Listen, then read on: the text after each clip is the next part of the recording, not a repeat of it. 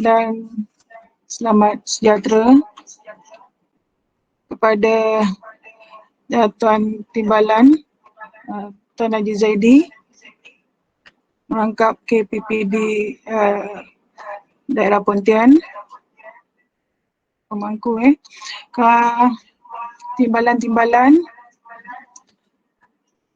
SIP, SIC, guru-guru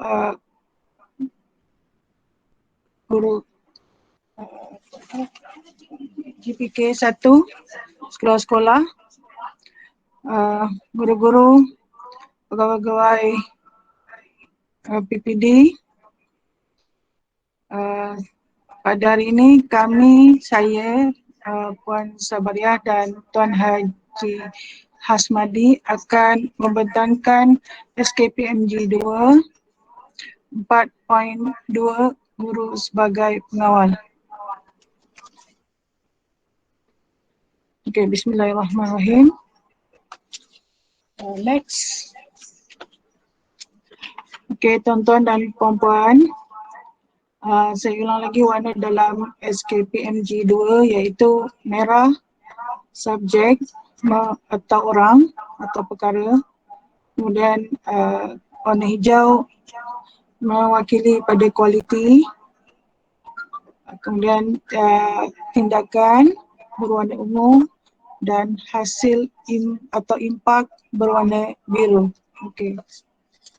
Seterusnya, tuan-tuan dan puan-puan, 4.2 guru sebagai pengawal terbagi kepada dua, iaitu 4.2.1 iaitu proses, kemudian 4.2.2 iaitu suasana.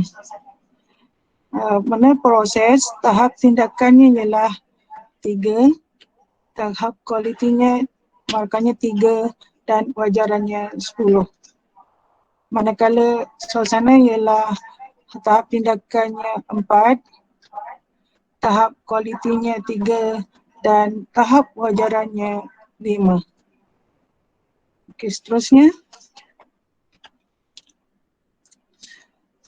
Guru dalam 4.2, guru berperanan sebagai pemudah cara dalam proses pengajaran dan pembelajaran yang berkesan, iaitu sama ada dalam PDP yang berkesan iaitu untuk memperkembangkan potensi murid pada tahap optimal secara berterusan. Kemudian kriteria kritikalnya sebagai guru sebagai pengawal, guru bertindak sebagai pengawal pelaksanaan PDPC ataupun PDPR untuk memastikan kelancaran proses pembelajaran mengikut perancangan. Bila kita lihat pada 4.2.1,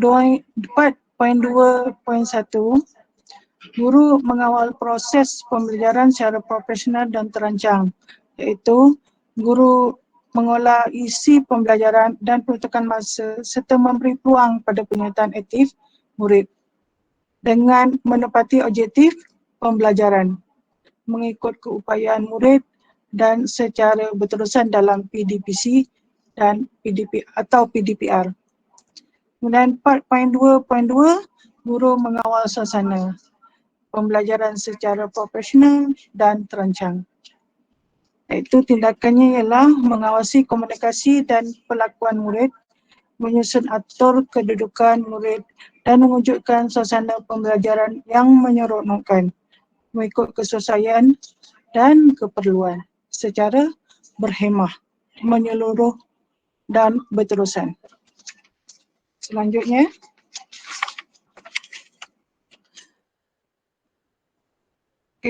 tuan-tuan dan puan-puan, 4.2.1 iaitu guru mengawal proses. Bila kita lihat tahap tindakan ialah guru perlulah mengolah isi pembelajaran atau skop pembelajaran yang dirancang. Dan terusnya tahap tindakan mengelola masa PDPC selaras dengan aktiviti pembelajaran. Kemudian memberi peluang penyertaan aktif murid. Tahap tindakan ialah, pertama kita lihat ialah bila guru mengolah isi pembelajaran, dia mestilah menepati objektif pelajaran. Kemudian masa mestilah mengikut kepelbagaian aras keupayaan murid. Itu contohnya pembelajaran mengikut pembelajaran terbeza. Kemudian penyertaan aktif murid ialah secara berterusan dalam PDPC. Bila kita melihat dalam mengisi olah skop pembelajaran yang dirancang, guru boleh mempelbagaikan skop pembelajaran, contohnya menggunakan teknik drama, permainan bahasa, latih tuli, bercerita, perbincangan, dan kemudian seterusnya dalam olah masa, guru memulakan segmentasi, contoh dalam 5 minit, kemudian dalam pertengahan pembelajaran mungkin mengambil masa 10 hingga 20 minit dan penutup ialah 5 minit. Dan dalam penyertaan aktif murid, guru haruslah menggalakkan murid aktif dalam isi pembelajaran mengikut kemahiran pelajar tersebut. Okey, selanjutnya. Okey, dalam di sini saya telah mengulas iaitu mengawal proses PDPC, iaitu isi pelajaran, masa dan penyertaan murid. Kemudian manakala dalam mengawal suasana pembelajaran, komunikasi penting dalam bentuk perlakuan, susunan antar murid dan suasana pembelajaran murid. Okey, seterusnya. Okey, tuan-tuan dan puan-puan, 4.2.2 guru mengawal suasana.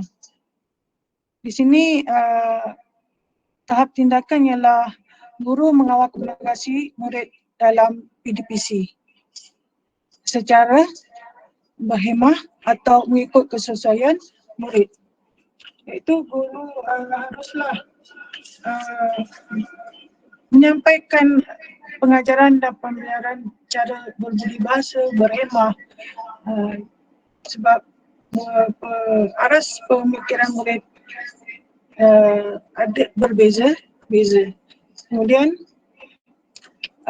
mengawasi pelakuan murid dalam PDPC, iaitu secara menyeluruh meliputi semua murid. Kemudian guru juga perlu menyusun atur kedudukan murid supaya PDPC ini mengikut keperluan aktiviti pembelajaran atau PDPC. Okey, akhirnya mewujudkan suasana pembelajaran yang menyeronokkan, iaitu murid sentiasa dapat memberikan pemikiran mereka, dan kelas tersebut sentiasa hiduplah untuk murid tidak merasa kaku. Okey, selanjutnya. Okey, dalam ruang bilik darjah, suasana bilik darjah yang membenarkan guru memantau dengan mudah murid tersebut. Suasana bilik darjah itu tidak menghalang guru ke tempat duduk murid dengan mengikut SOP. Okey. Kemudian guru memberi peluang kontak mata antara guru dan murid, maknanya kita melihat pergerakan murid tersebut, kita memandang murid, bukan membelakangkan murid. Okey. Kedudukan guru mestilah memberi peluang kepada murid untuk berinteraksi. Kemudian pemandangan murid itu mestilah jelas, supaya guru dapat memberikan PDPC atau atau semasa PR tu murid akan mendengar dengan benar dan jelas apa yang dituturkan oleh guru tersebut. Kemudian ruang dan pertukaran yang selesa. Tempat duduk murid tidak perlu rapat supaya guru akan bergerak ke tempat murid dengan selesa mengikut SOP yang ditetapkan. Ruang pada dinding banyak diletakkan jadual waktu, peraturan bilik darjah supaya murid tersebut dapat mengikut peraturan-peraturan yang telah ditetapkan dalam bilik darjah tersebut. Okey, selanjutnya kaedah mengawal ialah guru akan menyediakan carta.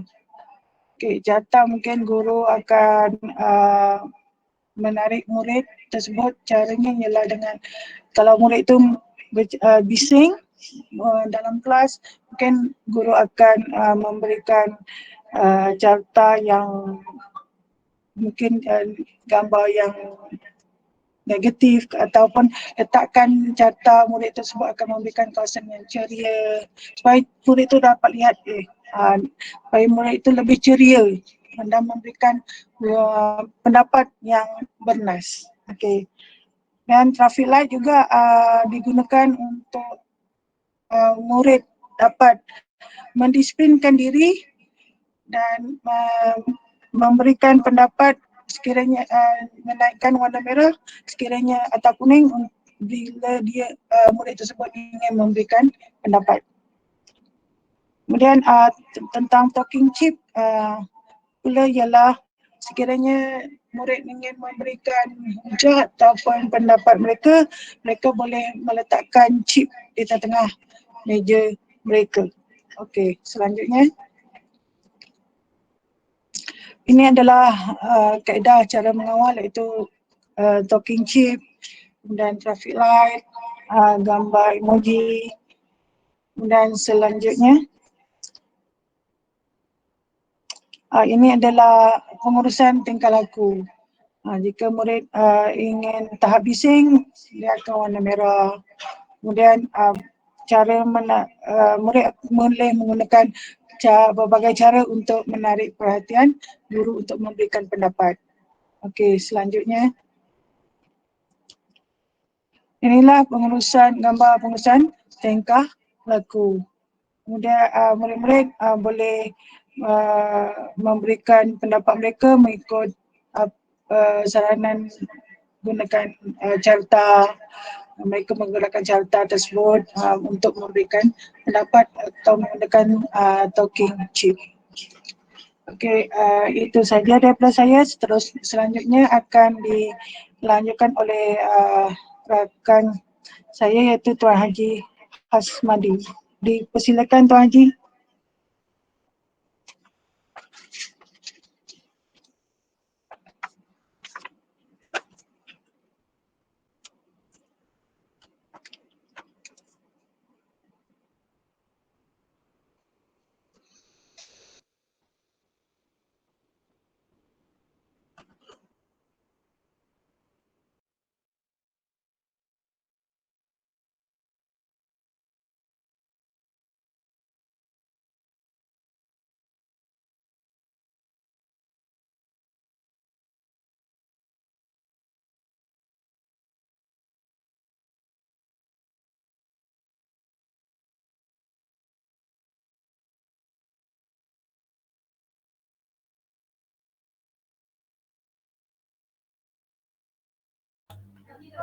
Saya dah buka dah.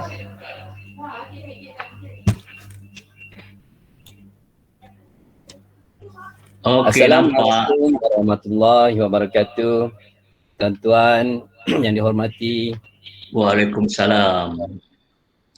Saya akan menyambung sedikitlah apa yang telah disampaikan oleh Puan Hajah Sabaria tentang SKPMG 2 Standard 4.2 iaitu guru sebagai pengawal. Tadi Puan Hajah Sabariah telah menerangkan tentang satu gambaran PDPC, satu sesi PDPC yang mempunyai ciri-ciri standard 4.2 yang telah digambarkan oleh beliau. Jadi saya rasa rakan-rakan ataupun tuan-tuan telah faham, agaknya dapat gambaran boleh dapat gambaran tuan-tuan? Sebab saya lihat dalam senarai yang menyertai ini rakan-rakan yang memang tak asing lagi kepada saya, dan saya rasa semua sangat hebat dalam memahami dan menggunakan SKPMG 2 ni. Okey tuan-tuan, oleh kerana pada hari ini saya hanya berkongsi, kaedahnya ialah andragogy. Andragogy ni ialah kongsi maklumat je. Saya tidak mengajar, tidak memberi kuliah atau memberi ceramah, tapi kita berkongsi-kongsi pendapat, berkongsi idea. Boleh tuan-tuan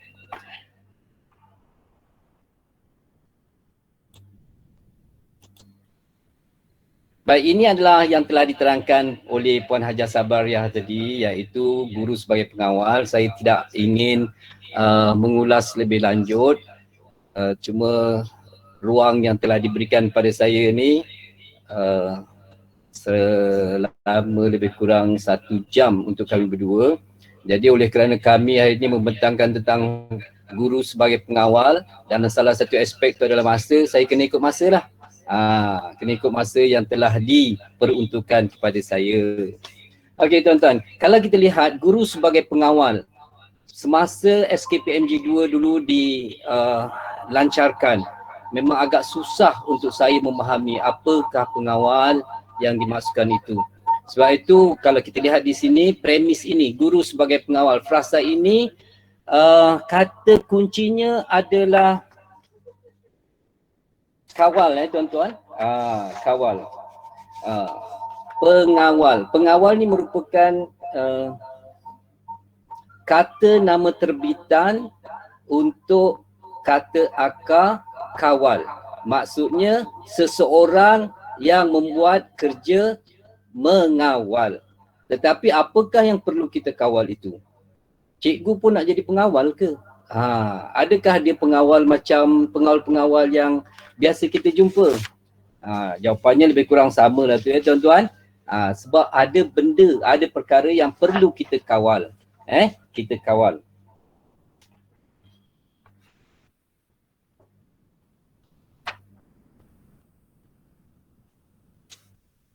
Kawal tuan, kalau kita lihat semasa kita belajar dulu, siapa-siapa yang belajar tentang pengurusan kan, pengurusan, saya lihat masa saya mula masuk tentang belajar pengurusan, asal ada nama pengurusan aja, prinsip asas dia ialah PODC. Tuan-tuan mesti tahulah, P stand for planning, O organizing, D directing, C controlling. Yang itu dinamakan kontrol, pengawalan. Apakah fungsi kawal di sini? Kawal ini rupanya setiap operasi, setiap aktiviti, setiap tindakan perlukan kawalan untuk menjamin kejayaannya. Jadi kalau sesuatu itu tidak kawal, satu operasi, aktiviti, tindakan atau program tidak dikawal, maka peratus untuk mencapai kegagalan, mencapai kejayaan agak kurang. Kita bagi analogi sikit lah, pentingnya pengawal ni dalam proses 4.2 ni. Kalau kita ni pengawal, gurin mengawal satu proses PDPC yang perlu kita kawal, tetapi hasilnya agak susah kita nak dapatkan secara tuntas. Baik, kita keluar sedikit, kita tengok analogi cerita lain. Kalau sekarang ni contohnya lah, kita nak ada operasi untuk menghantarkan vaksin dari lokasi A ke lokasi B, maka operasi penghantaran itu mesti memenuhi SOP. SOP inilah yang dikatakan syarat kualiti tindakan. Tindakan mesti ikut SOP ni. Nak hantar dari sini contohnya mesti vaksin ni ditempatkan satu tempat bekas yang mengikut standard. Kemudian suhu yang bagi kenderaan yang menghantar mesti ikut standard. Yang ini adalah tindakannya yang perlu diikut. Tetapi suhunya berapa? Yang ini dinamakan sebagai kualiti dia, syarat kualiti untuk menjayakan penghantaran vaksin dengan selamat dan tidak merosakkan. Yang ini dinamakan tindakan dan syarat kualiti. Begitulah yang terdapat dalam standard 4.2. Saya nak masa saya mula belajar mendalami standard SKPMG dulu agak susah juga. Jadi hari ni saya nak beri macam mana yang saya boleh faham pada tuan-tuan. Mungkin beza sikit kot. Kita cuba tuan-tuan. Okey, tunjang SKPMG 2 ni dia asas dia senang tuan, iaitu pengawal ni kita nak pastikan murid-murid kita belajar. Betul-betul belajar. Sebab itu dia dikawal supaya kita nak pastikan murid kita ni betul-betul belajar. Pada hari tu sesi PDPC betul-betul belajar. Ini roh daripada ataupun tunjang daripada SKPMG 2 standard SKPMG 2 standard 4.2. Yang seterusnya, ini tadi telah diterangkan oleh Puan Hajah Sabariah. Inilah dokumen ataupun one page information, iaitu menerangkan kalau kita lihat di sini, inilah penyataan tentang aspek, tools, tindakan untuk mencapai standard, tahap tindakan dan rubrik tahap kualiti. Yang ini. Jadi kita tengok yang ini kita fokus. Yang selebihnya ini di ruangan yang ini adalah yang telah digambarkan oleh Puan Hajah Sabariah tadi, bagaimana nak mewujudkan PDPC yang boleh dikatakan agak berkualiti ataupun berkualiti mengikut standard 4.2. Tuan-tuan dan puan-puan, setakat ni boleh Okey, yang ini. Ini infografik ini adalah guru sebagai pengawal. Dan ini pun telah diceritakan tadi, jadi saya skip sajalah. Cuma saya nak tekankan guru bertindak sebagai pengawal pelaksanaan PDPC untuk memastikan kelancaran proses pembelajaran mengikut perancangan. Standard quality. Okey, yang ini. Guru mengawal proses pembelajaran secara profesional dan terancang. Tindakan, mengawal pengelolaan isi pelajaran dan peruntukan masa. Pengelolaan proses dan peruntukan masa yang diberikan. Okey. Saya rasa ni pun tak ada masalah. Okey tuan, inilah yang saya dah sedut daripada yang atas tadi. Inilah yang kita akan cuba saya sampaikan kaedah bagaimana kita nak memenuhi kriteria ataupun tahap kualiti yang diperlukan. Baik tuan-tuan, untuk standard 4.2.1 di sini, guru mengawal proses pembelajaran ada 3 tahap tindakan. Tuan-tuan kena ingat ada 3 tahap tindakan untuk 4.2.1. Yang pertama, mengelola isi pelajaran, skop pembelajaran yang dirancang. Yang kedua, mengelola masa PDPC selaras dengan aktiviti pembelajaran. Yang ketiga, memberi peluang kepada penyertaan aktif murid. Ini 3 tahap tindakan. Jadi dalam aspek 4.2, tindakan untuk mencapai standard 4.21, kita ada 3 tahap tindakan yang akan kita laraskan atau kita padankan dengan rubrik tahap kualiti, iaitu sebanyak 3 juga dengan menepati objektif pembelajaran. Yang pertama, yang kedua, mengikut pelbagai aras keupayaan murid dan pembelajaran terbeza, dan yang ketiga secara berterusan dalam PDPC. Baik tuan-tuan, dari sini saya nak bahawa tuan-tuan bagaimana kita nak dapatkan skor berdasarkan jadual tuan-tuan. Ini jadualnya. Ini jadual yang kita kena isi. Tapi saya sedut sedikit aja untuk hari ini.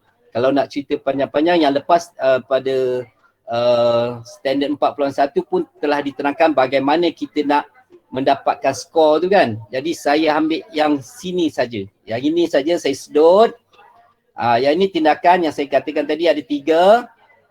Tetapi tahap tindakan ni kita nak dapatkan markah. Maka di sinilah kita akan cek satu persatu. Bagaimana kaedahnya? Kita lihat dulu Tahap tindakan yang pertama mengelola isi pelajaran atau skop pembelajaran yang dirancang. Kita cek masa kita lihat cikgu tu mengajar ataupun kita melihat diri kita sendiri mengajar, ada tak saya buat? Ada. Kalau ada maka diletak 1 di sini.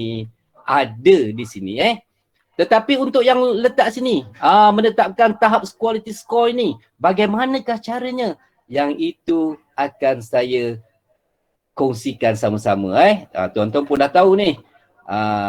Yang ini. Baik. Kita pindahkan pada yang ni pula paparannya ini. Tadi kita dah tahu tahap tindakan ada berapa? 3. Tahap kualiti ada berapa? 3.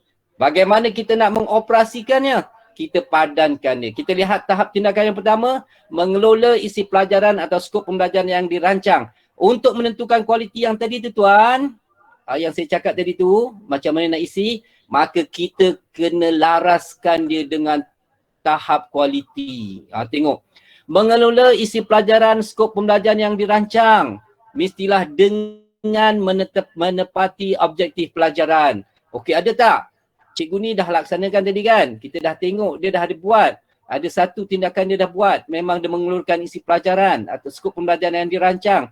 Maksudnya apabila dia memulakan pelajaran, dia mengajar, maka itu dah mengelola isi pelajaran skop pembelajaran yang dirancang. Tindakan telah diambil tetapi kita nak menilai kualiti, tahap kualitinya dia. Untuk menilai tahap kualiti, sebab itu kita kena selaraskan, kena padankan dengan tahap kualiti. Kalau dia ada, dengan menepati objektif, ada. Maksudnya apa tuan-tuan? Semasa PDPC berlangsung, aktiviti yang dijalankan, dilihat aktiviti itu adalah menuju ke arah pencapaian objektif hari itu. Kalau hari itu nak mengajarkan menulis atau membina karangan, pada langkah pertama selepas pemula, langkah pertama cikgu-cikgu menjana idea. Tajuk kita pada hari ini adalah apa? Lepas tu cikgu minta idea pada murid-murid. Adakah ini kita nilai? Menepati objektif? Oh, betul. Akhirnya idea-idea ni akan dikumpulkan, disusun untuk dijadikan sebagai karangan. Apa tajuk karangan? Yang telah diberikan. Okey, betul. Jadi ada 1. Kemudian mengelola isi pelajaran skop pelajaran yang dirancang mengikut pelbagai aras keupayaan murid pembelajaran terbeza. Ada tak langkah atau aktiviti diambil yang dijalankan mengikuti pelbagai aras keupayaan murid? Apakah aras keupayaan murid ni? Mungkin kumpulan 1 tu cikgu dah faham dah benda ni, dah tahu dah murid kumpulan 1 tu dia hanya boleh buat sesuatu perenggan tu beberapa perkataan aras dia. Mungkin dia ada ayat topik, ayat huraian, ayat contoh, rumusan belum lagi. Tak apa. Itu pelbagai aras. Okey, seterusnya tindakan yang pertama juga mengelola isi pelajaran, skop pembelajaran yang dirancang secara berterusan dalam PDPC. Mengelola pelajaran. Maksudnya dari mula saja dia mengajar, masuk melaksanakan sesi PDPC hingga ke akhir. Akhir itu dia mengelola pembelajaran yang dirancang. Dia tidak ada maksudnya dia keluar sekejap ke atau dengan tanpa sebab yang tertentu. Maksudnya secara berterusan. Berterusan mengelola. Okey, itu dari sudut berterusan dan PDPC. Jadi dah ada 3 padanan di sini ya tuan. Untuk tindakan pertama, masuk pula tindakan kedua. Pun begitu juga. Masuk juga tindakan yang ketiga. Jadi tuan-tuan, tahap tindakan ada 3, tahap kualiti ada 3, padanannya tuan ada berapa? Kita kira. Untuk 1 ada 3 kualiti, maka ada 3. Untuk tindakan 2, yang warna biru ni juga ada 3. Untuk tindakan yang ketiga ni sebenarnya 3 tuan memberi peluang kepada penyertaan aktif murid ni pun ada 3. Jadi ada 9 padanan untuk kita menentukan skor kualiti. Okey. Untuk mudah lagi, macam ni lah tuan-tuan, kita pergi. Ni kan saya dah cakap tadi, yang pertama tu mengelola isi pelajaran, skop. Ni kita nak buat Kita fokus pada yang pertama saja dulu. Yang pertama ni kita laraskan dengan yang pertama, tahap kualiti yang pertama dengan menentukan objektif yang saya dah terangkan tadi, mengikut kepelbagaian aras, kemudian pembelajaran terbeza, ya. Dan secara berterusan. Pengelolaan pelajaran skop yang pembelajaran yang dirancang tu mesti dilaksanakan secara berterusan dalam PDPC. Ini 3. Kalau ada 3, maka dia skor dia tadi kat sini 4. Okey. 4 boleh. Itu cara dia. Ini tekniknya tuan-tuan Teknik bagaimana kita nak mendapatkan ataupun menentukan skor PDPC tuan-tuan untuk standard 4.2. Tuan-tuan. Saya nak tanya boleh? Encik Asmadi. Ya. Saya nak tanya. Okey. Setiap satu ni padanannya adalah 3. Ya. Okey. Sekarang ni, Ya. tadi kalau kita ambil satu ni, ada padanan 3. Sedangkan ada 2 lagi kita belum bagi skor tau. Ya. Adakah itu kita boleh tu sebagai 4? Okey tuan. Okey. Kalau kita tengok jadual sebenarnya tuan, jadual sebenarnya kita akan tengok rumus kat situ. Rumusnya untuk yang maksudnya tahap tindakan 1 je tuan, skor kualitinya 4.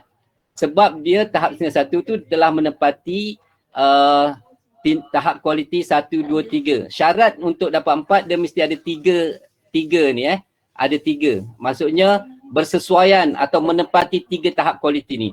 Tahap tindakan menepati 3 tahap kualiti, maka skor dia 4. Kalau misalnya ada 2 saja, kita tengok pula ada rumusnya kat situ tuan-tuan. Rumusnya tu ada kalau untuk kita untuk menentukan rumus skor ni kita bermula dengan 4. 4 kalau 3 maka 4. Kalau misalnya dia ada 2 dan 3. Untuk yang standard 4.2.1 ni tuan kalau dia satu tak ada. Dia tidak menepati objektif hari itu. Tapi mengikut pelbagai aras, ada pelbagai arasnya. Kemudian secara berterusan, memang berterusan sampai habis, tetapi satu tak ada. Maka dia tidak boleh pergi 3. Dia kerana yang untuk 3 ni mesti ada 1 dan 2 atau 1 dan 3. Kalau 1 tak ada, dia terus jatuh kepada 2. Macam tu tuan. Jadi ada rumus kat situ. Tetapi dia tuntas untuk tindakan yang pertama itu. Bila kita dah laraskan, dah padankan dengan 3 kualiti ini, dia memang menepati kualiti, maka kita terus boleh bagi 4 dan kita terus pula pergi ke tahap tindakan yang seterusnya. Kita cari skor kualiti untuk tahap yang kedua pula. Tuan? Okey, terima kasih.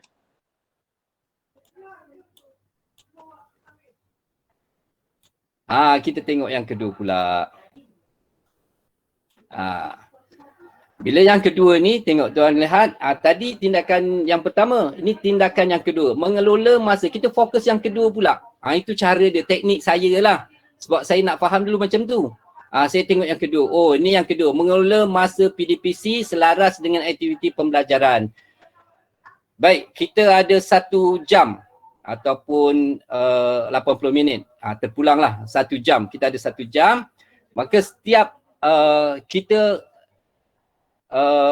dah bagikan kita dah tengok pada 4.1 tu, 4.1, standard 4.1 dah ada perancangan kan.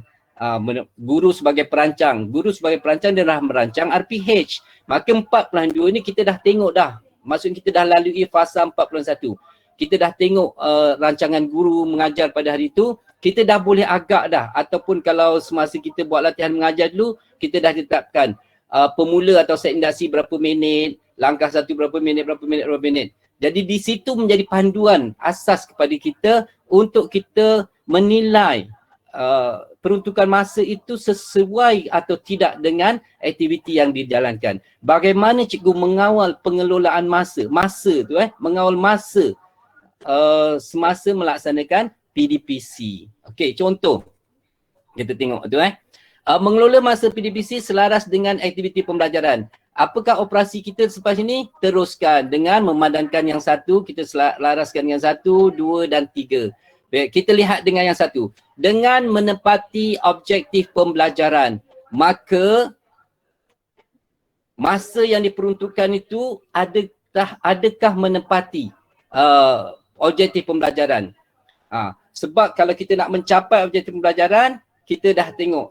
Kalau kita lihat dalam objektif tu, dia ada konsep SMART kan, time bounds tu kan, masa, kesesuaian masa. Masa ini kita perancangan telah dibuat, penentuan masa telah dibuat, kita kawal. Tugas kita ni mengawal tuan-tuan, mengawal. Okey, masa yang diperuntukkan cukup untuk mencapai objektif.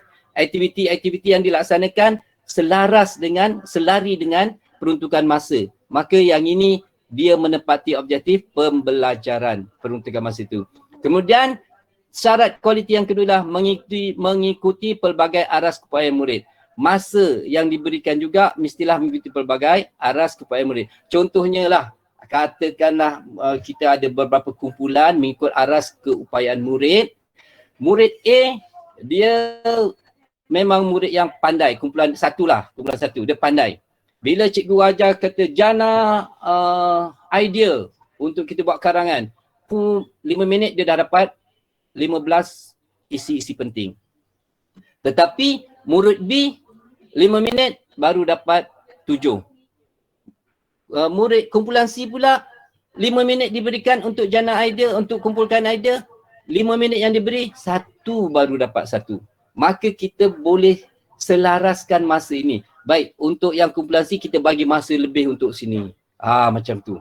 Yang ini mengikut kepelbagaian aras keupayaan murid, pembelajaran terbeza. Okey, mengelola masa PDPC selaras dengan aktiviti pembelajaran secara berterusan dalam PDPC. Maksudnya mengelola masa, kadang-kadang cikgu apa yang terjadi, katakanlah pada langkah pertama, langkah 1, iaitu menjana idea. Semasa cikgu melaksanakan langkah 1 ni, menjana idea, murid-murid ni seronok pula bagi idea. Sampaikan cikgu pun tertarik dan terlalai dengan kehebatan murid-murid yang memberi idea tadi, sampai ada perbahasan pula. Yang itu idea kamu berikan tu tidak sesuai untuk tajuk kita. Dia berbahas, cikgu ni sampai terlupa, terleka, seronok. Maka tengok di sini cikgu itu sebenarnya terkeluar daripada pengawalan masa. Rupanya masa yang diperuntukkan hanya 10 minit. Tetapi kerana syok punya pasal, bahasa mudahnya, maka cikgu ni terbawa-bawa sampai 30 minit untuk menyelesaikan hujah. Masa hujah-hujah yang diberikan oleh murid. Dia boleh berhujah pula. Padahal langkah 1 untuk menjana idea saja. Apakah isi-isi penting? Isi-isi penting. Tetapi oleh kerana dah syok punya pasal, dah terbawa 30 minit. Yang ini tidak secara berterusan dalam PDPC. Okey, tak adalah dia. Maka yang dia ada, padanannya hanya selaras dengan yang pertama dan kedua. Yang ini dia boleh dapat 3. Okey ya. Baik, itu untuk tahap tindakan yang kedua. Jadi saya dah cuba rumuskan apa-apa setiap padanan itu. Apa yang perlu ada, pemahaman kita yang perlu ada untuk setiap rumus atau setiap padanan yang kita berikan. Okey, seterusnya kita pergi ke fokus kepada tahap tindakan yang ketiga. Okey, memberi peluang kepada penyertaan aktif murid. Cikgu sebagai pengawal, cikgu mesti kawal diri cikgu semasa melaksanakan PDPC untuk memberi peluang kepada penyertaan aktif murid. Apakah tunjangnya tadi kita katakan? Untuk menjadikan murid betul-betul belajar. Betul tak? Proses pembelajaran berlaku. Jadi cikgu mesti beri peluang kepada murid untuk aktif. Untuk aktif. Bagaimana nak menentukan aktif ni? Penyertaan aktif ni? Macam-macam cikgu boleh buat. Menyoal? Boleh. Kita boleh soal murid supaya kita nak murid aktif. Kita bagi. Kita boleh apa lagi selain pada soal? Aktiviti yang dirancang. Okey, kerja kumpulan. Kita boleh memberi peluang. Ini memberi peluang kepada penyertaan murid aktif ni. Penyertaan aktif murid ni. Kita bagi membuat pembentangan contohnya. Maka inilah contoh-contoh peluang penyertaan aktif murid yang guru kena berikan kepada murid. Kita lihat, ada tak cikgu buat? Ada. Sebab kita dah tulis tadi satu, ada. Tetapi untuk menentukan skor kualiti, kita balik semula pada operasi kita. Kita ulangi operasi kita. Lihat padanan yang pertama, memberi peluang kepada penyertaan aktif murid dengan menepati objektif pembelajaran. Okey. Bagaimana nak menentukan objektif itu, menepati objektif pembelajaran? Semasa cikgu bagi soalan. Soalan hari ini adalah untuk membina karangan. Tajuknya dah ditentukan. Tetapi cikgu memberi soalan, contohnya tidak menepati ataupun tidak berkenaan dengan tajuk kita pada hari itu.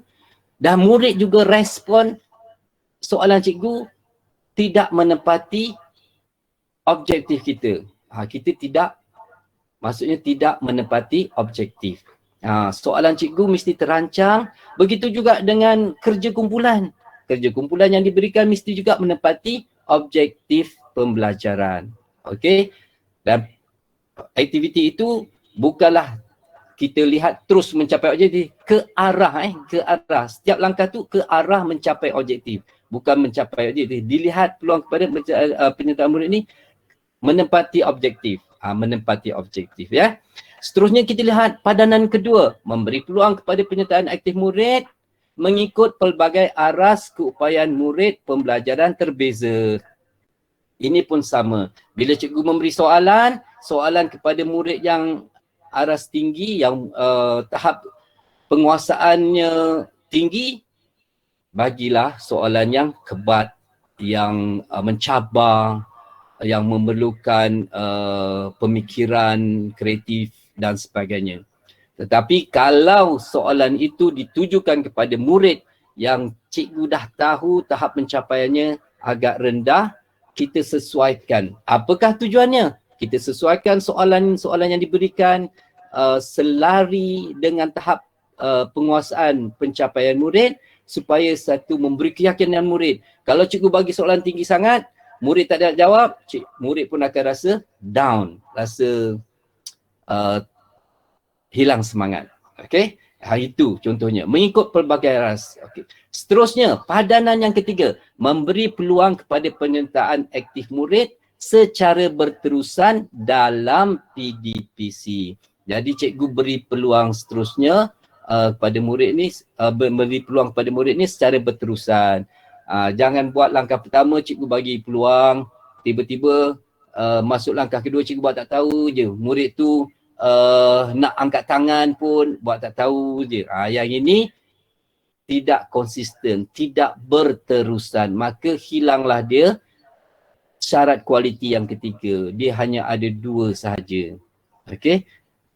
Terpulanglah pada mana-mana kita punya penilaian. Tetapi itulah cara kita nak memberi skor atau menentukan skor tahap kualiti standard 4.2.1.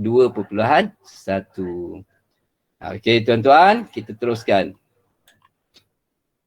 Dan inilah hasilnya. Mungkin kita dapat semua tadi kan. Tahap tindakan kita dah tengok ada. Okey. Maka 1. Tahap tindakan 2 ada. Tahap tindakan 3 ada. Ada buat tu satu-satulah. Maka bila dah buat tu, kita dah buat padanan, proses padanan kita dah buat, kita selaraskan, kita dah laras, maka kita dapat 4. Kalau 3-3 ada. Kalau 2 ada, kita tengok pula. Rumus telah diberi di situ. Kalau tuan-tuan lihat borang, rumus tu dah ada. Untuk dapat 4, 3-3 kita buat. Tahap kualiti tu padan dengan, tahap tindakan padan dengan 3 syarat kualiti tadi. Ada. 3 ada, maka 4. Kalau ada 2 saja, kita tengok pula. Syarat kualiti 1, syarat kualiti 2 ataupun syarat kualiti 3. Katakanlah ada 2 dan 3. Untuk 4.2.1 rumusnya tuan yang saya ingat, dia terus jatuh ke 2. Untuk dapat 3 dia mesti 1 dan 2, 1 dan 3. Macam tu tuan-tuan Kalau dia ada 1 dan 2, maka 3. Kalau dia terus ada 1 tak ada, 2 dan 3 je, terus jatuh 2. Macam tu tuan-tuan Dan ini adalah cara tuan nak buat. Tapi tuan-tuan tak payah susah-susah sebab jadual tu dia automatik. Dia generate automatic. Tuan letak-letak je dia sudah ada. Baik, itu adalah untuk standard 4.21. Dah 42 minit tuan. Okey, kita terus kepada Okey tuan. Boleh saya mencelah sikit tak? Boleh, celah banyak pun boleh. Okey, cuba kita lihat balik slide 11 tu. Slide 11, okey.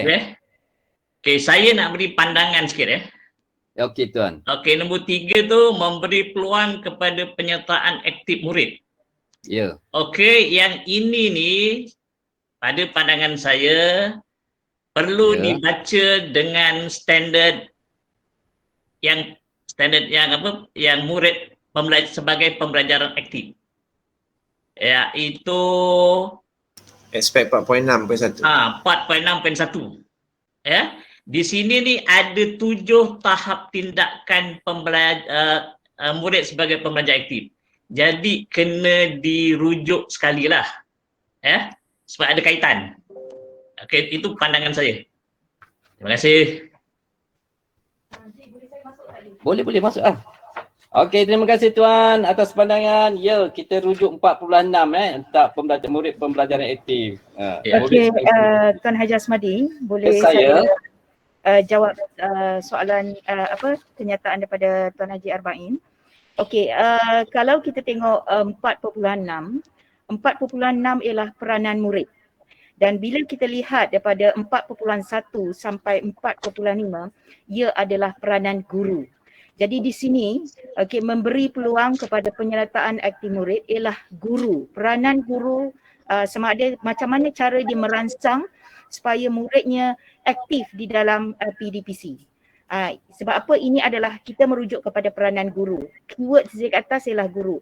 Tapi bila 4.6 ialah peranan murid. Jika 5 peranan guru tu tidak berlangsung seperti yang diharapkan dalam 4.1 sampai 4.5, terutama sekali 4.4 nanti, okey, dia memang akan membawa markah yang rendah bagi 4.6. Sebab apa? Dia saling kait-mengait. Betul, saya setujulah dengan Tuan Haji Arba'in, dia saling kait-mengait, tapi cuma perbezaannya sikit, 4.1, 4.2, 4.3, 4.4 dan 4.5 adalah 5 peranan guru. Daripada aspek tu adalah 5 peranan guru dan hanya 1 saja peranan murid. Terima kasih.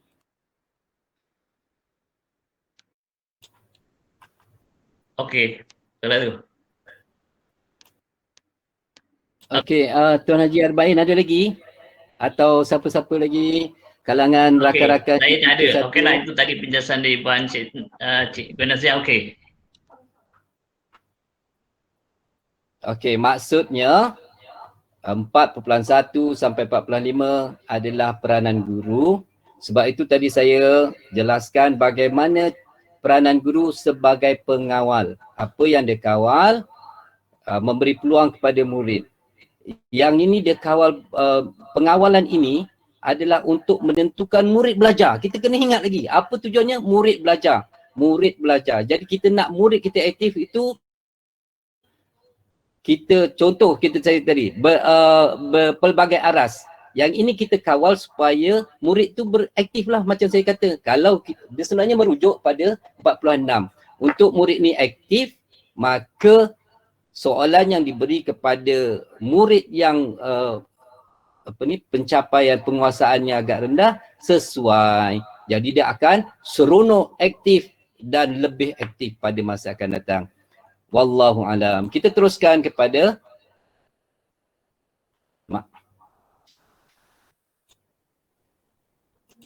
Okey, ini rumusannya. Baik tuan-tuan, ini adalah mungkin tuan-tuan akan rasa susah. Banyak betul yang kita nak fikirkan dalam masa kita menilai 4.2.1, dan kena ingat apabila dia melibatkan masa, kita punya penilaian ataupun pencerapan kita pada seorang guru mesti dari awal hingga akhir sebab melibatkan masa. Lainlah kalau kita melihat satu aspek saja. Katakanlah guru sebagai perancang, kita melihat guru sebagai perancang, kita hanya melihat apa yang dirancang, tengok, nilai, okey. Tetapi apabila melibatkan pengelolaan, pengawalan masa, kita lihat dari awal hingga akhir.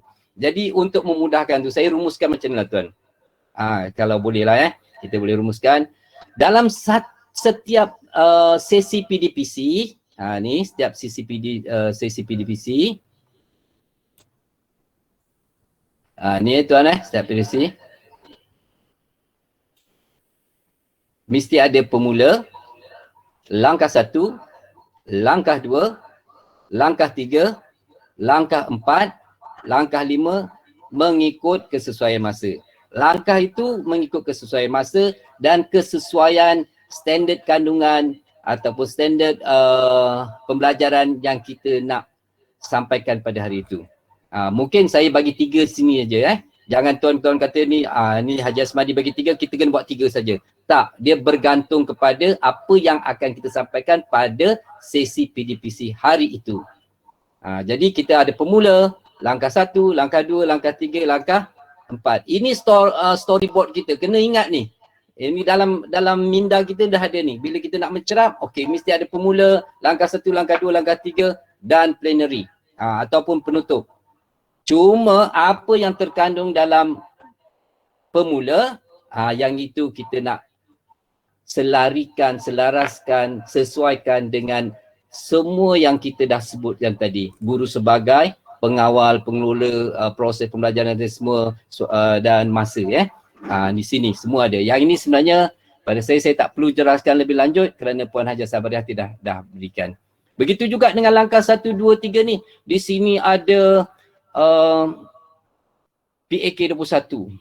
Ada aspirasi murid. Ada kita sentiasa merujuk OPKK setiap masa. Ada pembelajaran terbeza dan sebagainya di sini. Di sini di langkah 1, 2 dan 3 ini.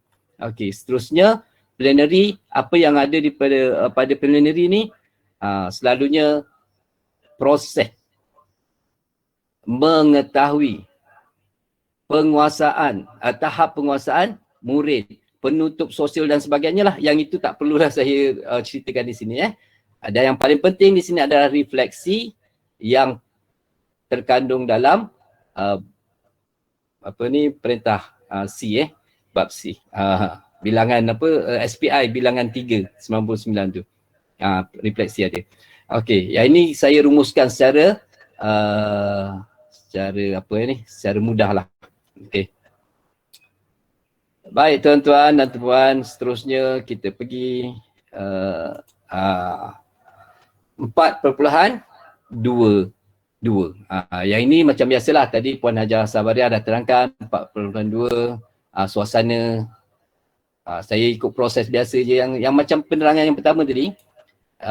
Yang ini kita ambil dia punya aspek tindakan untuk mencapai standard 4.21.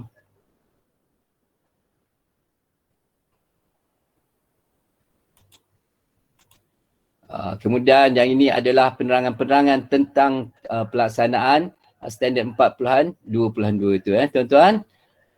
Jadi ini telah diterangkan tadi secara sepintas lalu. Baik, seterusnya ini kriteria kritikal. Guru bertindak sebagai pengawal pelaksana PDPC untuk memastikan kelancaran proses pembelajaran mengikut perancangan. Ya, ini yang saya kata tunjangnya murid dapat belajar. Tapi standard kualitinya guru mengawal suasana pembelajaran secara profesional dan terancang. Tindakan mengawal komunikasi, perlakuan murid, menyusun atur kedudukan murid dan mewujudkan persekitaran pembelajaran yang menyeronokkan mengikut kesesuaian dan keperluan secara berhemah, menyeluruh dan berterusan. Itu terangkum dalam tindakan tu kualiti tu dirangkumkan di situ, tindakan yang perlu diambil oleh seorang guru. Okey, saya sedut yang ini pula. Sama macam tadi saya sedut.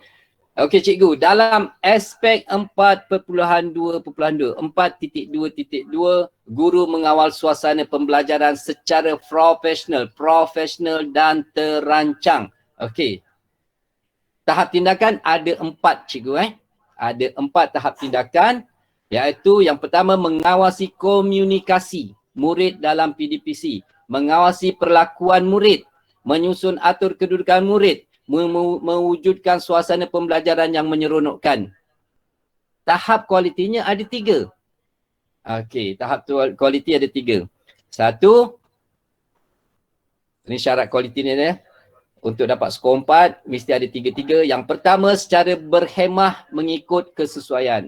Tengok, kualitinya berhemah mengikut kesesuaian. Yang kedua, secara menyeluruh, meliputi semua murid. Menyeluruh. Secara berterusan dalam PDPC mengikut keperluan aktiviti pembelajaran. Okey, ada 3 tahap kualiti, ada 4 tahap tindakan. Kita padankan. Jadi padanannya ada berapa cikgu? Rasa-rasanya. Okey, 1 tindakan ada 3 padanan. Maka 4 tindakan ada 4 darab 3 menjadi 12. Kita kena buat 12 padanan ini untuk menentukan skor kualiti aspek 4.2.2 guru-guru tersebut. Guru tersebut. Susah tak tuan-tuan? Secara kalau kita tengok, kita kena tengok 4. Padankan. Mengawasi komunikasi murid dalam PDPC secara berhemah mengikut kesesuaian. Tengok pula. Nak dapat 1. Tengok lagi. Menyeluruh. Meliputi murid. Kemudian secara berterusan. Tetapi tuan-tuan, kalau tuan-tuan dah biasa dengan latihan untuk menilai proses pembelajaran ini, benda tu kita boleh tengok dalam sekali waktu saja tuan ya. Bersama. Kita tengok je dah tahu dah. Okey, kita tengok satu-satu.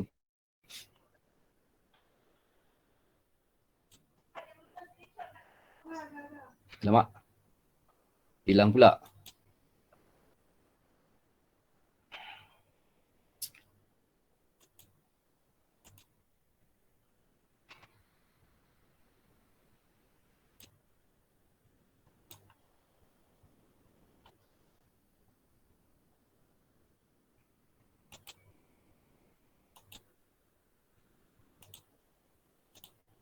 Okey tuan, yang ni sama saya ambil juga jadual, saya sedut jadual bagaimana kita nak isi borang ni, borang markah ni samalah kita isi 1, 2, 3, 4 dan 1, 1, 1, 1, bukan 4 Ada 4 tahap tindakan, kita semak ada tak cikgu ni buat tindakan 1, membuat tindakan 2, membuat tindakan 3, membuat tindakan 4. Kalau ada setiap tindakan tu kita tandakan 1, 1, 1. Kalau tak ada kosong.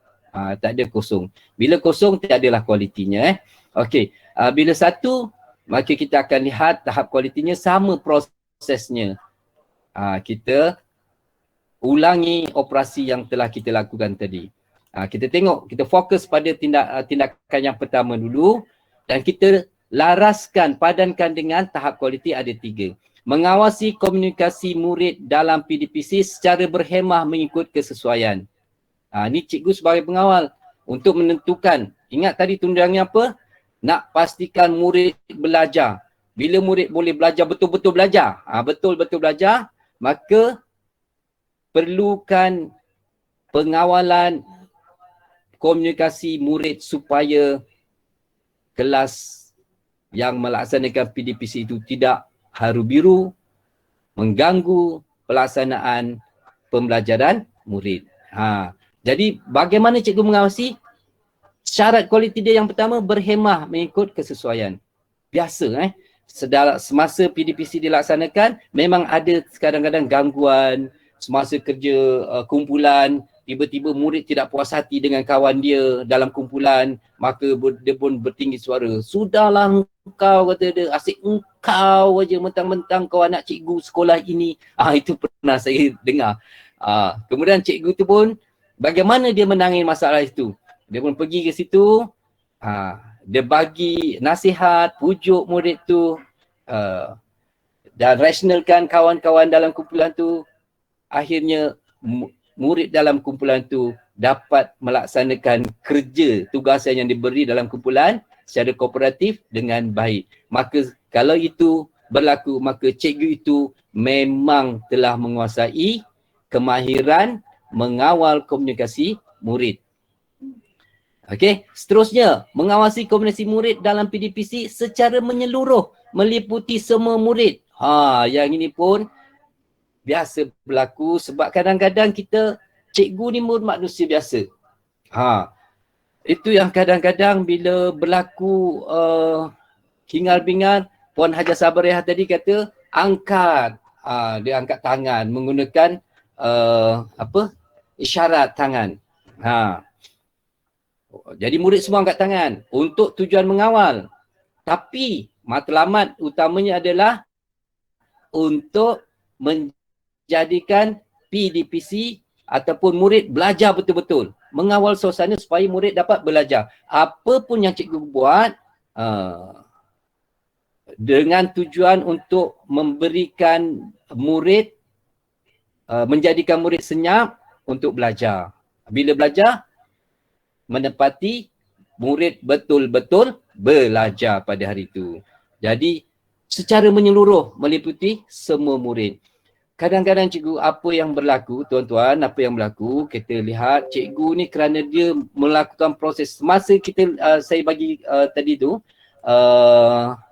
storyboard tentang pemula langkah 1, semasa berada di langkah 2 katakan atau langkah 3, cikgu membimbing murid dalam kumpulan sebab murid tu murid lemah, ada beberapa perkara yang mereka tak faham, cikgu memberi dengan penuh semangat untuk meyakinkan murid. Tiba-tiba ada kumpulan lain pula yang membuat bising ataupun komunikasinya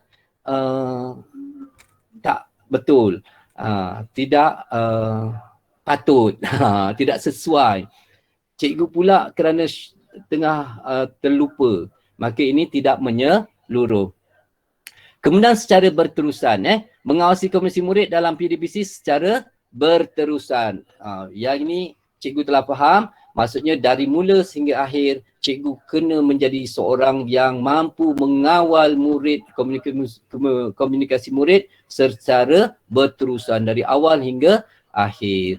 Okey, kalau katakanlah ketiga-tiga syarat kualiti ni ada pada pengawasan mengawasi murid ni, pada tindakan mengawasi murid mengawasi komunikasi murid ini, maka dapatlah skor 4. Okey. Yang ini tengok, kita lihat tindakan yang pertama. Seterusnya kita lihat pergi pula tindakan itu. Kita fokus yang ni pula. Tindakan yang kedua. Tindakan yang kedua, mengawasi perlakuan murid dalam PDPC.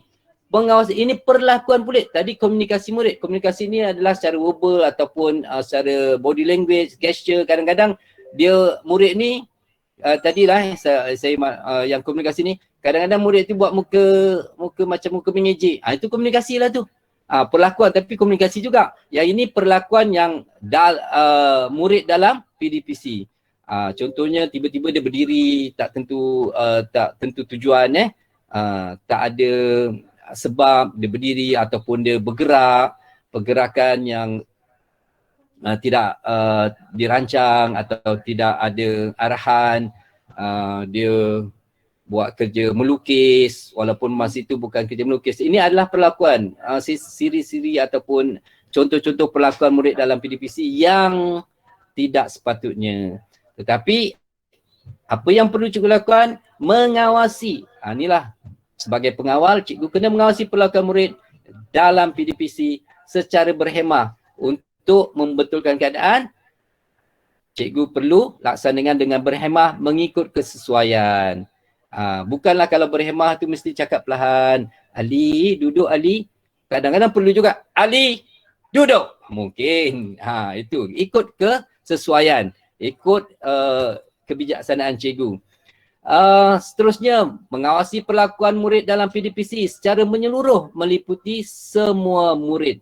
Yang ni macam saya katakanlah tadi, maksudnya perlakuan tu tak kiralah walaupun cikgu dalam fasa yang mana, langkah 1, langkah 2, langkah pemula plenary, cikgu mesti pastikan cikgu dapat mengawasi perlakuan murid secara menyeluruh dan berterusan. Yang ketiga, secara berterusan. Maksudnya dari mula PDPC sampai akhir, cikgu mampu mengawal dan mengawasi perlakuan murid dalam PDPC secara berterusan. Sama juga cikgu. Tadi tahap tindakannya 1 dalam jadual ni. Tahap tindakannya 1. Maka bila kita dah semak syarat-syarat yang diperlukan, ada 4, maka ada ketiga-tiganya ada, maka kita letak 4. Kalau ada cuma 2, mungkin 3 atau 2 dan sebagainya cikgu.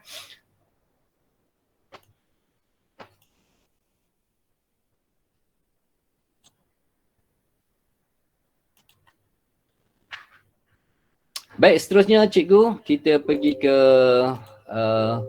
SKPMG 2.2 untuk tahap tindakan yang ketiga. Apakah tahap tindakan yang ketiga cikgu? Menyusun atur kedudukan murid. Menyusun atur kedudukan murid.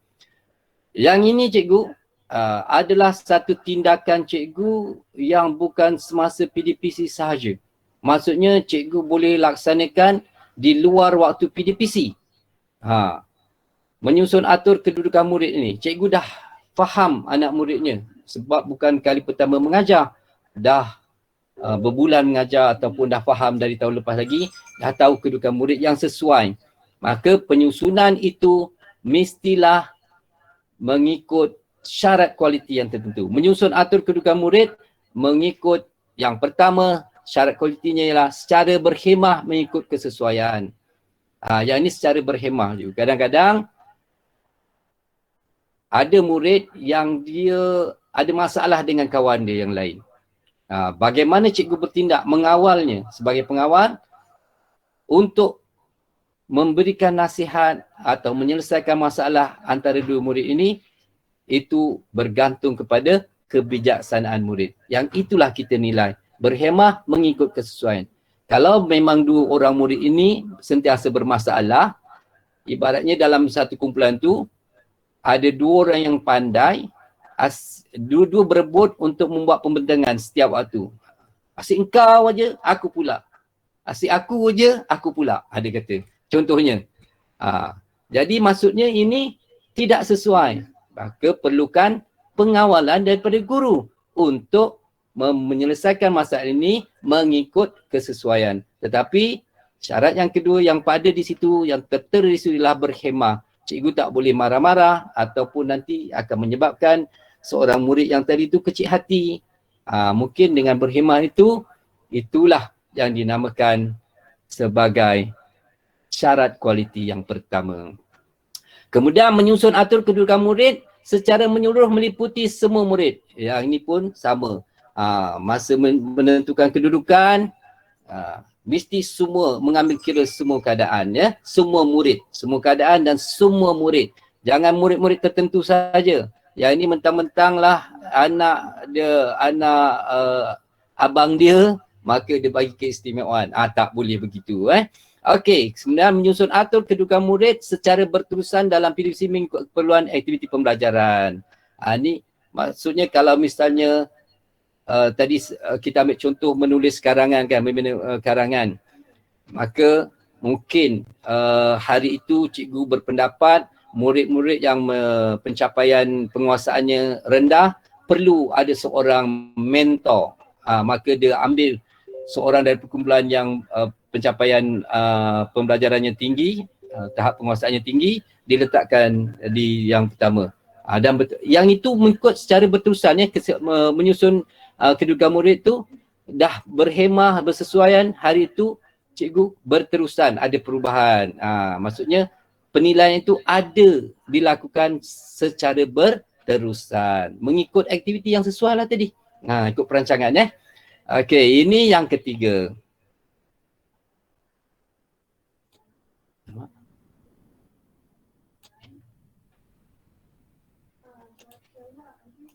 Baik, seterusnya cikgu yang ini adalah yang tindakan yang keempat dalam aspek 4.2 TUMS 4.2.2 tahap tindakan yang keempat. Ada 4 tindakan ni cikgu untuk 4.2.2 ni. Mewujudkan suasana pembelajaran yang menyeronokkan. Okey, menyeronokkan. Istilah kunci kata di sini adalah menyeronokkan. Menyeronokkan ni banyak definisinya yang cikgu boleh, tafsirannya banyak. Yang seronok. Mungkin dari segi fizikalnya seronok. Seronok. Yang jadi susun aturnya seronok. Menunjukkan suara pelajaran seronok. Masuk kelas tu dengan cat yang baru. warna biru ke laut, biru laut. Masuk je suasana nampak seperti laut. Seronok murid. Ini pun dikira sebagai suasana pembelajaran yang menyeronokkan. Jadi mewujudkan suasana pembelajaran yang menyeronokkan itu, kita sandarkan, padankan kepada syarat kualiti yang pertama secara berhemah mengikut kesesuaian. Itu tadi yang secara fizikal. Ya, ini satu aktiviti pula. Rancangan, cikgu merancang aktiviti yang menyeronokkan. Jadi secara berhemah mengikut kesesuaian. Kemudian cara cikgu berkomunikasi, mungkin cikgu bercerita, menyeronokkan. Jadi ini termasuk dalam bagaimana cikgu mengawal untuk mewujudkan suasana pembelajaran yang menyeronokkan. Sama ada datang daripada cikgu sendiri yang mempunyai skill-skill atau kemahiran-kemahiran yang pandai melawak dan sebagainya, ataupun cikgu mewujudkan suasana yang lain. Kalau misalnya cikgu tak pandai melawak, contohnya tak berapa kecindan, macam saya, mungkin saya ni serius sangat, saya duduk di hadapan kelas, semua murid takut, mungkin cikgu gunakan yang lain.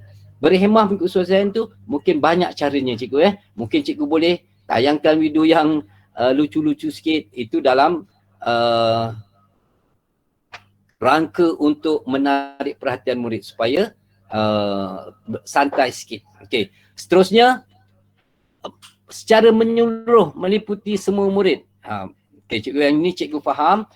Seronok ini memberikan seronokan, kita kena melihat setiap murid. Ada murid tu dia seronok dengan muzik, dia boleh belajar muzik, kita pun mainkan muzik, seronok. Kerana dia punya VAK, dia adalah auditory. Dia seronok dengan muzik. Jadi kita tumpukan pada dia je. Tetapi ada murid di dalam kelas itu yang gaya pembelajaran dia adalah kinestetik. Kita dudukkan dia, duduk, semua murid duduk situ, diam-diam, buat kerja. Dan tidak kena gaya pembelajarannya. Sedangkan tadi kita dah mainkan muzik. Bila main muzik, murid kinestetik ni dia akan menari-nari sedikit, goyang-goyang sikit. Diam, jangan menari-nari di belakang. Ini tidak menyeluruh. Itu tindakan guru. Tapi kita kena adil, kena faham bahawa setiap murid tu ada VAK, ada gaya pembelajarannya. Okey. Seterusnya, mewujudkan suasana pembelajaran yang menyeronokkan secara berterusan dalam PDPC mengikut keperluan aktiviti yang kita rangkum tadi itu.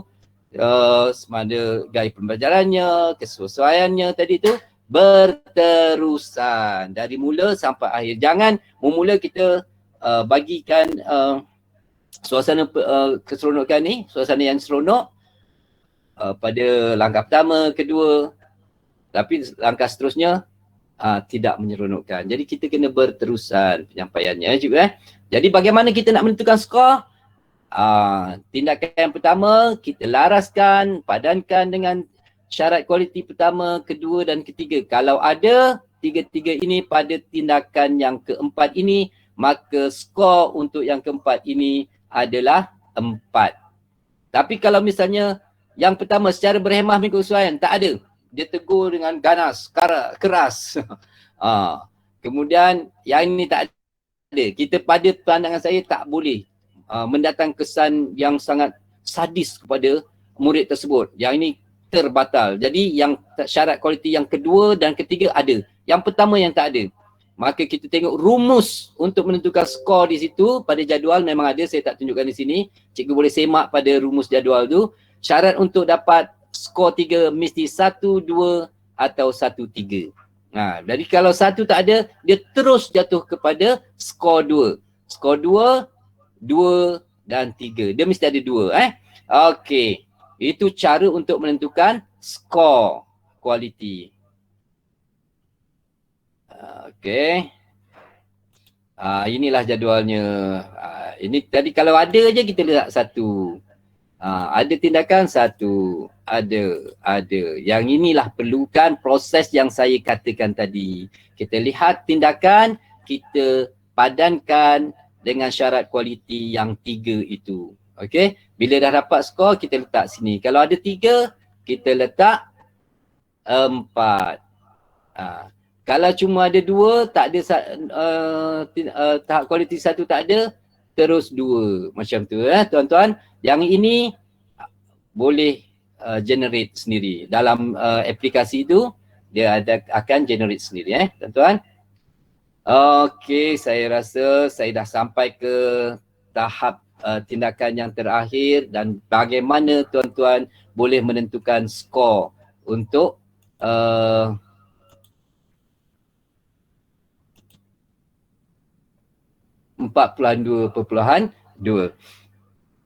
Jadi itu saja yang saya sampaikan. Jadi apakah SKPMG2 hasrat dan harapan untuk membudayakan pengurusan sekolah secara sistematik, berkualiti dan cemerlang. Ya tuan-tuan, setelah tuan-tuan membuat pencerapan, cikgu diberitahu inilah skornya. Apakah peranan SKPMG2 kepada seorang guru? Maka ia merupakan satu rekod pengurusan untuk membuat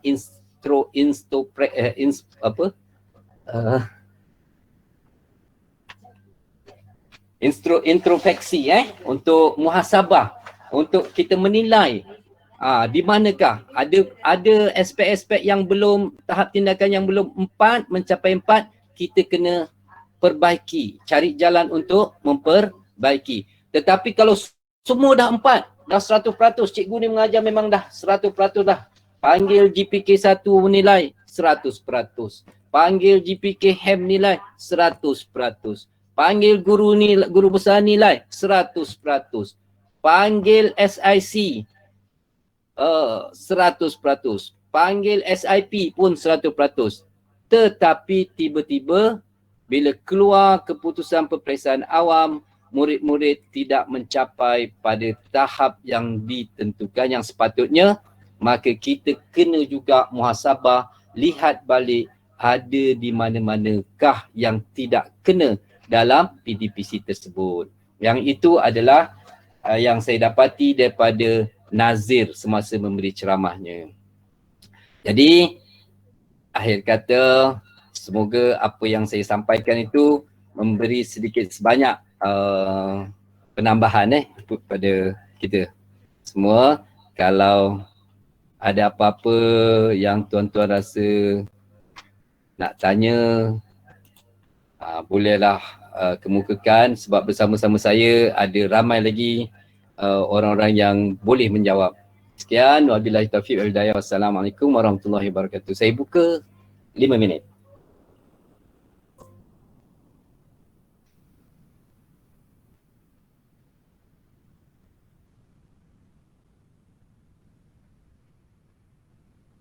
Okey, cikgu ada apa-apa yang nak ditanyakan?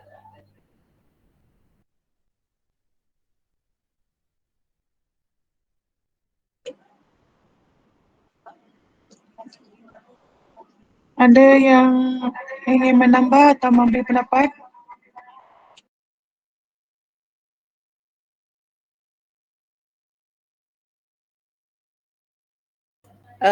Rakan-rakan, saya nak tambah sikit lah.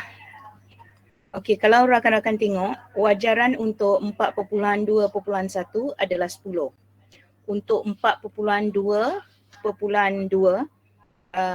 suasana pembelajaran adalah 5 saja.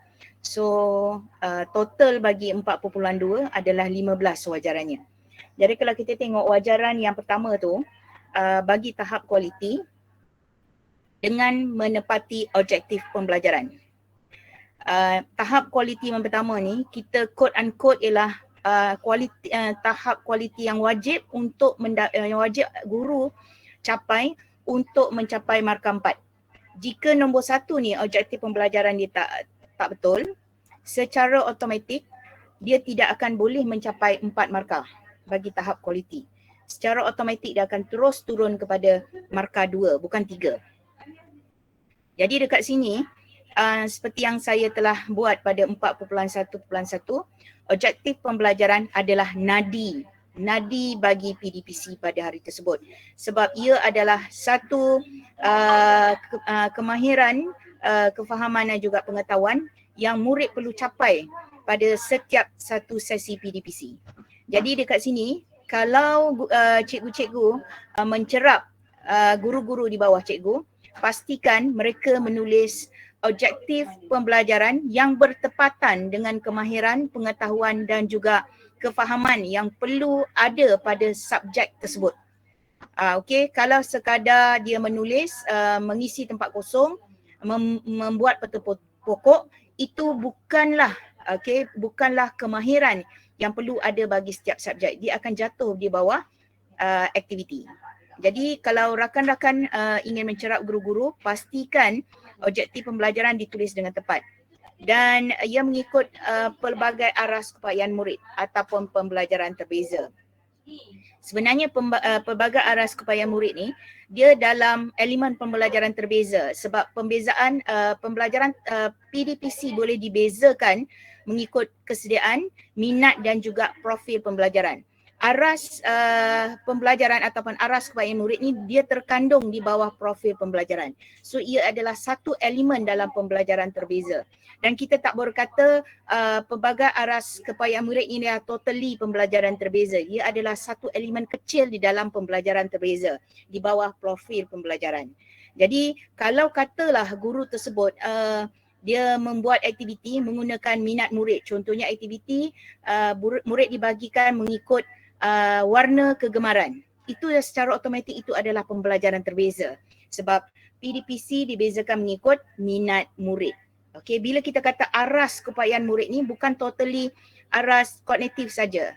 Okey, dia mungkin minat, dia mungkin bakat, dia macam-macam bila kita kata aras keupayaan murid, keupayaan. Okey, bukan aras kecerdasan murid. Okey, terima kasih, itu saja saya nak tambah. Okey, terima kasih Cik Nozia. Ada yang mau bersoalan atau ingin menambah? Okey, saya nak tambah sikit lagi. Silakan Haji. Terma yang dalam pendidikan dan juga dalam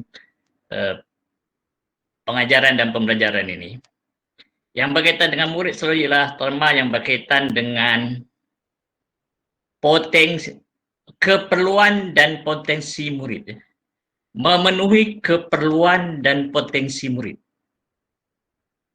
Jadi maknanya kan dalam kita merancang kita yang dikaitkan dengan objektif yang ada pembelajaran terbeza, okay? Itu ada kaitan dengan keperluan, memenuhi keperluan murid dan potensi murid. Itu kena, maknanya PDP kita bermula daripada situ. Memang dalam kelas itu ada pelbagai keupayaan. Keupayaan itu kita ialah hendak memastikan pembelajaran yang bermakna. Konsep pembelajaran bermakna itu bermakna kepada murid. Maknanya dapat memenuhi keperluannya dan mengembangkan potensinya. Sebab itu ditulis bukan ke tahap maksima, ke tahap optimum, ke tahap optimum. Itu antara terma-terma yang perlu diambil kira dan kita perlu faham lah. Nak faham tu kena buat rujukan lah konsep-konsep ini. Okey, itu tambahan daripada saya lah.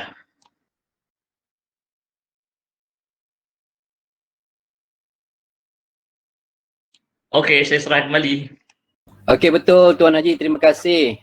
Sebab apa-apa pun pada saya yang kita mesti bermula dengan perancangan untuk pengawalan suasana pembelajaran. Contohnya kalau kita melihat satu sesi PDPC, ada murid memang kelas tu bising, tak terkawal, cikgu pun susah nak mengawal contohnya.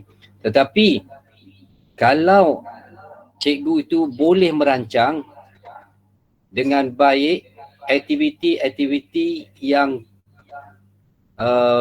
dirasakan sesuai untuk mencapai objektif, kemudian dilaksanakan secara tersusun dan teratur, maka murid ni tidak ada ruang untuk membuat bising. Contohnya, setiap murid perlu diberikan peranan. Sebab saya pernah jumpa, kita pernah jumpa bagaimana keadaan tiba-tiba guru ni menghadapi suasana murid yang bising, dah tak boleh kawal. Tetapi apabila dia merancang aktiviti aktiviti itu sendiri yang berkesan dan boleh mengawal murid daripada membuat bising ataupun pelakuan yang tak senonoh. Itulah. Saya setuju dengan kata Tuan Haji Arba'in itu berdasarkan perancangan yang awal, kemudian potensi murid dan sebagainya. Terima kasih Tuan Haji. Seterusnya kalau ada apa-apa lagi.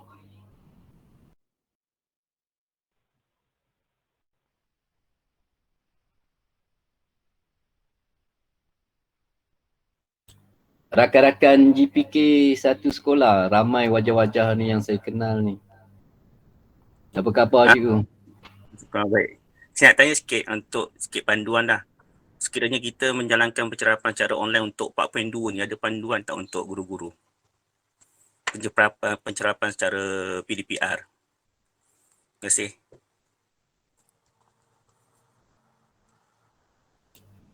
Okey, terima kasih. Cikgu siapa? Cikgu Bacuk tadi? Ya, Haji Bacuk, dia pergi siap. Cikgu Haji Bacuk. Terima kasih. Seingat saya, SKPMG 2 ni dilancarkan masa tu belum ada timbul lagi PDPR. Tetapi apabila kita laksanakan PDPR, ada konsep-konsep atau prinsip-prinsip dalam SKPMG 2 yang boleh kita guna pakai untuk mencerap cikgu. Kalau dalam aspek 4.21, contoh kalau semasa cikgu melaksanakan PDPR menggunakan GM ataupun Telegram voice chat kat situ. Saya pernah melihatlah bagaimana cikgu mengajar satu topik dan cikgu ni mengajar mengikut masa yang tepat tau cikgu. Contohnya, jadi kat situ cikgu sebagai pengawal, contoh pengawal masa lah. Dalam satu sesi saya melihat ada seorang murid Cina ni, dia memberikan satu idea yang baik. Dia boleh mengulas, lepas tu mengajar bahasa Melayu, berbeza karangan, dia boleh mengulas ayat topik, ayat huraian, ayat contoh dan dia boleh buat rumusan. Lepas tu ada pula seorang murid yang baik juga saya lihat, dia pun mempersoalkan banyak. Jadi di situ saya lihat akan berlarutan ini. Tetapi cikgu ni dengan bijaksananya dia boleh membuat rumusan pada murid-murid ni untuk memendekkan ataupun untuk memutuskan apa yang telah dibuat untuk langkah yang itu. Untuk langkah aktiviti tu, cikgu ni dia memang dia bijak tau. Dia bijak, dia pun kata, baik kata dia, sebenarnya yang ini. Jadi dia memandu dan membuat rumusan tentang perbahasan penghujaan yang dibuat oleh murid-murid ni. Jadi sedikit sebanyak prinsip-prinsip dalam SKPMG 2 itu, contohnya pengawalan masa, sebab saya cakap dari sudut pengawalan masa ni, dapat dilaksanakan, cikgu tu dapat laksanakan walaupun dalam PDPR. Begitu juga dengan aktiviti-aktiviti yang dilaksanakan. Contohnya kalau misalnya dalam macam mengajar karangan tu, mungkin mula-mula dia menjana idea. Langkah kedua, dia menyusun idea itu. Dan yang ketiga, dia membuat rumusan dan sebagainya. Tetapi yang seronoknya apabila cikgu mempunyai kemahiran dan kefahaman yang jelas dan tuntas tentang SKPMG 2 itu, dia dapat menggunakan kemahiran ini semasa PDPR. Macam itulah. Rakan-rakan lain tolong sambung kalau ada idea. Boleh saya tambah sikit tak? Cikgu Bacuk Cikgu Bacuk SMA Bugis Siap, betul? Okey, Cikgu Bacuk. Okey, terima kasih. Cikgu Bacuk dah angkat tangan, dia mengakui. Okey, sebenarnya adakah sebenarnya bila kita menggunakan 4.2.2 ni, dia tidak menepati dalam kategori sesi PDPR? Sebenarnya tak ada masalah. Sebab apa cikgu? Bila kita tengok 4.1 seperti yang saya kata tadi, 4.2, 4.3, 4.4 dan 4.5, bila cikgu mencerap guru-guru semasa PDPR, cikgu hanya melihat peranan guru. Okey, peranan guru. Yang pertama, adakah guru itu mengelolakan isi pembelajaran tu ataupun skop pembelajaran bersesuaian tak dengan objektif yang dipilih? adakah dia mengikut pelbagai arah supaya murid ataupun pembelajaran terbeza. Maknanya minat murid ke kesediaan murid. Ada tak dimulakan sesi PDPR tu dengan soalan untuk menguji minda sejauh mana murid dah faham dengan tajuk. Itu pembelajaran terbeza cikgu sebab membezakan PDPC untuk mengetahui kesediaan murid. Salah satu ialah mengetahui kesediaan murid dan mungkin topik yang dipilih berdasarkan daripada SP tu berdasarkan pada minat murid. Itu pembelajaran terbeza. Dari skop tu memang dia mencapai kelas tahap kualiti. Dan adakah PDBC itu maknanya interaksi antara guru dan murid itu secara berterusan, sama ada dia menggunakan WhatsApp ke Telegram secara chat ataupun dia menggunakan Google Meet ataupun Telegram chat. Adakah berterusan komunikasi antara guru dan murid? Secara automatik cikgu, dia tak ada menjadi masalah sebenarnya bila cikgu nak mencerap menggunakan 4.2 sebab cikgu melihat kepada peranan murid. Contohnya kalau katalah macam yang peranan nombor 3 memberi peluang kepada peminatan aktif murid, jika dia lihat murid tidak senyap saja, tak ada respon apa-apa, dia akan panggil. Contohnya Ali ada tak? Itu secara automatik ni memang memberi peluang kepada penyertaan aktif murid. Jadi kalau katalah murid yang seorang ni terlalu aktif, saya tengok contohnya macam Izzah terlalu aktif, ada tak yang lain-lain yang boleh memberikan jawapan tu? Secara automatik cikgu dia memberi peluang kepada penyertaan aktif murid. Sebab apa? 4.2 ni sama juga ada 4.1, 4.3 sampai 4.5 adalah peranan guru. Cikgu tengok peranan guru. Secara automatik jika guru memainkan peranan dalam PDPR, tak ada masalah sebenarnya untuk cikgu mencerap menggunakan 4.2. Ikut saja tahap tindakan. Ada tak dia mengawal komunikasi? Kalau katalah macam tadi Tuan Haji Asmadi kata, murid dia terlalu aktif, dia boleh berdebat senama sendiri. Adakah guru mengawal pada masa tersebut? Kalau dia tak kawal, dia senyap saja, secara otomatik markah dia hilang. Okey, sebab apa? Dia tidak mengawal komunikasi murid dalam PDPC. Dan jika ada murid contohnya tidur ataupun dia tak panggil murid tersebut, dibiarkan saja murid tu hilang dalam PDPR dan sesi PDPR tu, secara automatik maknanya dia tidak ada mengawasi pelakuan murid dalam PDPR. Maknanya kalau murid tu hilang je, dia tak tanya, dia tak panggil, dia biar je daripada awal sampai ke akhir, dia hanya tertumpu kepada murid yang menjawab soalan dia. Kalau 3 orang tu je lah dipanggil. Okey, contohnya menyusun atur kedudukan murid, mungkin dia memberikan latihan-latihan ni. Kalau dalam kelas kita boleh buat flexible grouping. Okey, flexible grouping ni maknanya kita memberi latihan tata tingkat, latihan yang sama tapi mengikut tahap yang berbeza. Okey, tapi bila dalam PDPR mungkin dia bagi latihan atau bilangan latihan, okey, kumpulan ni buat yang ini, kumpulan ni buat yang ini, kumpulan ni buat ini. Secara automatik menyusun atur kedudukan murid tu ada. Kita sesuaikan mengikut norma baru iaitu mengikut PDPR. Jadi saya rasa tak ada masalah lah. Kalau kata nak mewujudkan suasana pembelajaran yang menyeronokkan, mungkin dia mulakan dengan dia punya sesi pembelajaran.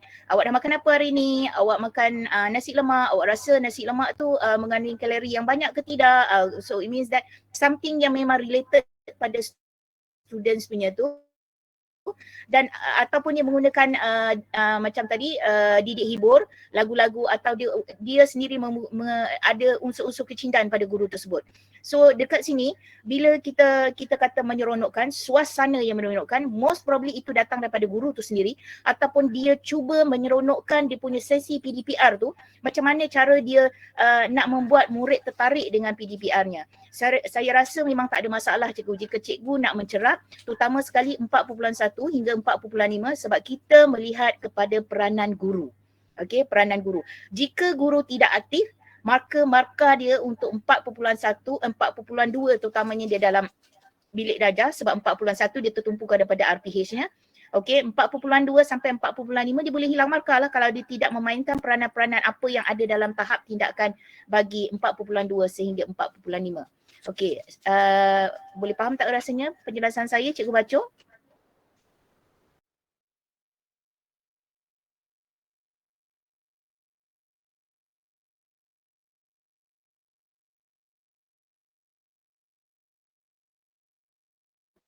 Cikgu Baco?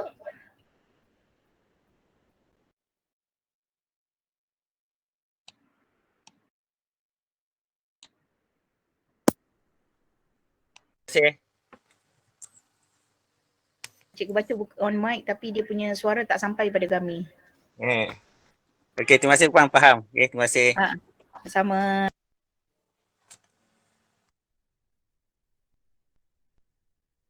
Back to you Tuan Haji Asmadi.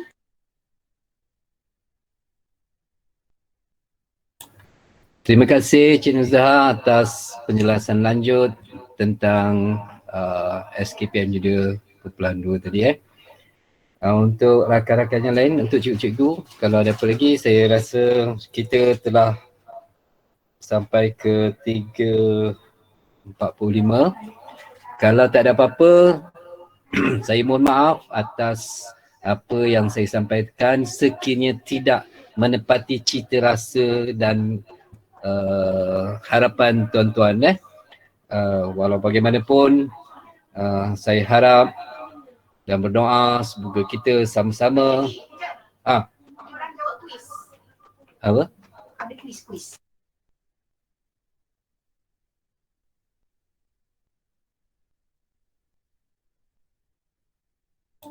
Puan Hajah Sabira, teruskan.